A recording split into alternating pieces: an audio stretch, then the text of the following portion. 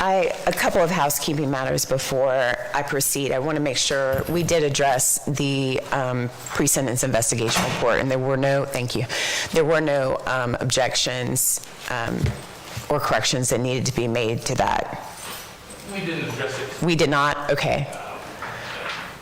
But if I may say, the defense agrees with the report and what it says, and we have no objection to it. Okay, I wanted to make sure. I couldn't recall whether we addressed that on the record or not, so I appreciate that. Was there anything on behalf of the state of Florida? No objections or exceptions to the pre-sentence investigation. And because this is Mr. Golden's first allegation of a felony, and that was prepared, and so the court has reviewed it.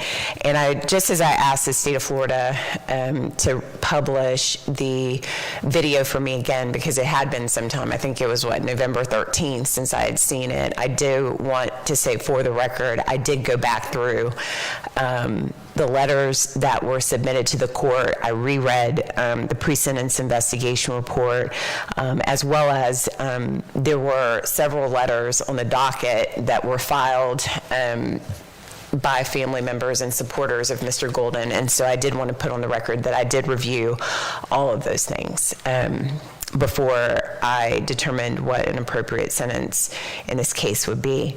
And so what I would ask is if you would approach the podium, Mr. Golden, and please present yourself to the court for sentencing. And as he's doing so, the state of Florida indicated as a result of his plea of guilty that you would drop the second count, which is vehicular homicide. Would you announce that now? Yes, Your Honor. The state will announce in all prosecutors 30 is the count 2 of vehicular homicide.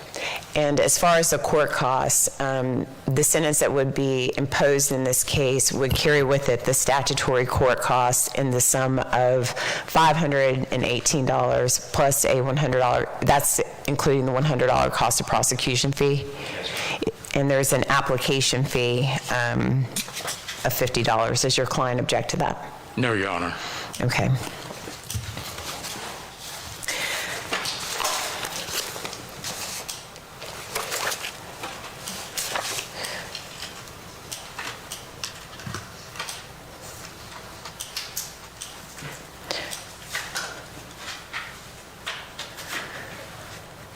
Mr. Golden, your attorney has requested that this court consider departing from the guidelines, and that requires an analysis of whether there are certain mitigating factors that exist that are basically substantiated by evidence in the case.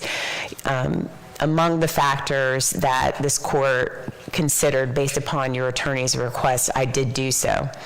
I do find that there is evidence sufficient to support a departure related to subsection J. However, it was, and then also the other two, there is evidence of those things. That is that you entered a plea. It was determined by this court to be legitimate, and you did not engage in any type of extensive discovery in this case and accepted responsibility legally through your plea. And so those three, this court finds that there is sufficient evidence to downward depart. However, subsection M that was submitted to this court related to any type of treatment for drugs, I do not recall any evidence of that.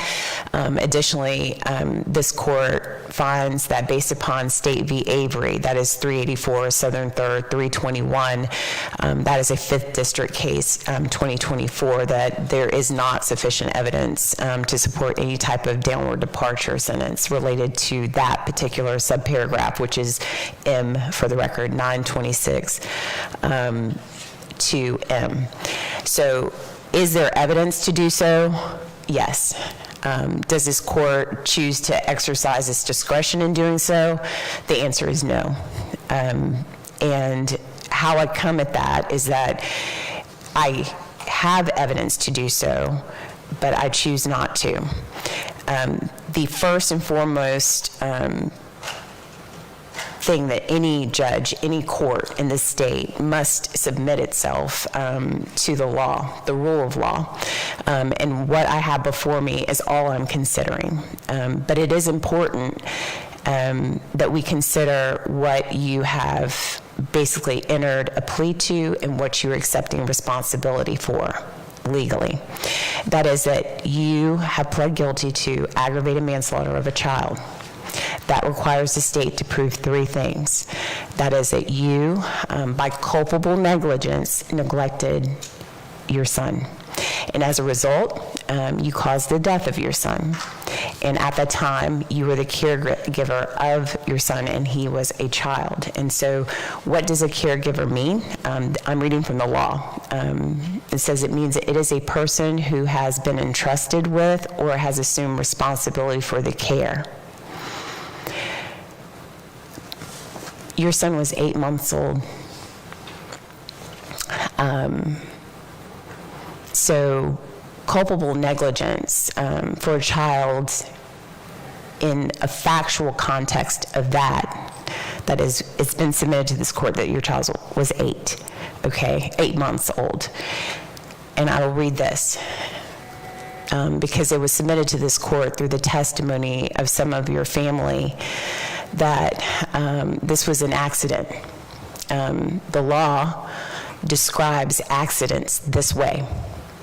It says every person has a duty to act reasonably toward others, and if there is a violation of that duty without any conscious intention of harm, that violation is negligence.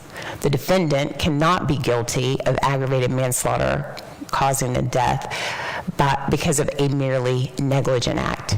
So your grandfather coming up here and saying that, you know, you shouldn't be punished because it's like stepping on someone's foot. It's like a total accident. That is not before this court. You legally could not be before this court. You may be in a different court, but you wouldn't be in front of me. It's not that. Can never be defined as that.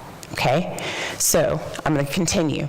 But culpable negligence is more than a failure to use ordinary care toward others. For negligence to be culpable, it must be gross and flagrant. Culpable negligence is a course of conduct showing reckless disregard of human life or a grossly careless disregard for the safety and welfare of the public.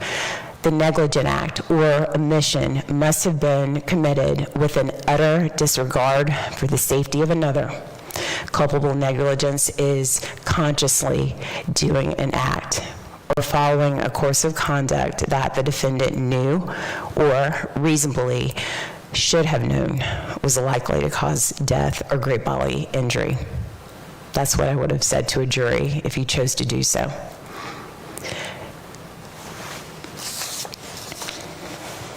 When they found you on that day, the PSI documents this. It says that when they talked to you, you said that you had been in a verbal argument with Miss Whitby, and that when you stopped the car at that light on McDuff, that she got out. But before she got out, she turned around and she grabbed your infant son and she put him in the passenger seat. All of that was enclosed in the car that you were driving. No one really probably would have ever known what was going on between you and Miss Whitby, but that's bad enough that she took your child out of a car seat and put him in a passenger seat. And then I'll continue. It says that at that point in time, you said to the police that you didn't want to be responsible for the child, nor accused of anything with the child. And that's kind of where it gets redacted and ends for me. This is outside looking in. This is a witness's statement.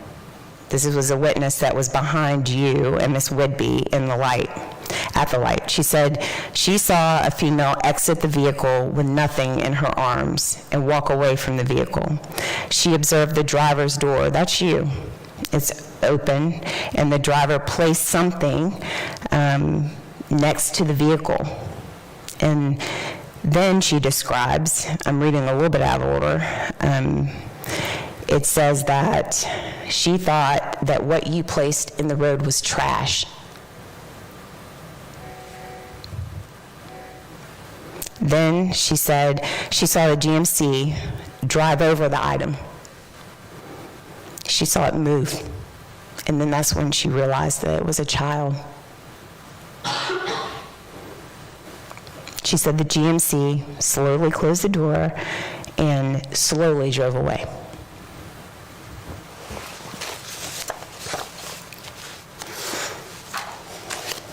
Mr. Kalinowski said that he gets lots of questions that he has offered this court explanation for. My thought is that there is no way to explain the inexplicable. There is no reason. There doesn't have to be a reason. The only thing that this court has to do is never asked to explain why something happens, only who and what. Who did it and what happened? And is that a crime? And when those questions are asked, either by answered by either a jury or a plea, it's left to the court to say what is just and right in a case. And so I have considered all of the mitigation. I don't believe that 1 year in the Duval County Jail, followed by any length of community supervision, would suffice for the gross and flagrant conduct, the act. So that is why this court is not going to exercise its discretion in sentencing you below the sentencing guidelines.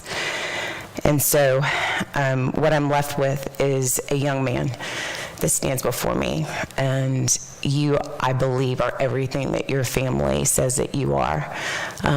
There appears to be nothing that this court needs to rehabilitate, because you are, by all accounts, an exemplary young man that made a terrible choice about his son, that you were entrusted with his care. His mom left, his mom took him out, she put him next to you, and you were entrusted with him, and you violated that trust. As to count one, this court, having accepted your plea of guilty, will adjudicate you guilty. This court will sentence you to 30 years in the Florida State Prison, giving you credit for the days served. How many? 328 days, Your Honor. 328 days. Court's in recess. Thank you, Your Honor. Thank you. Recess.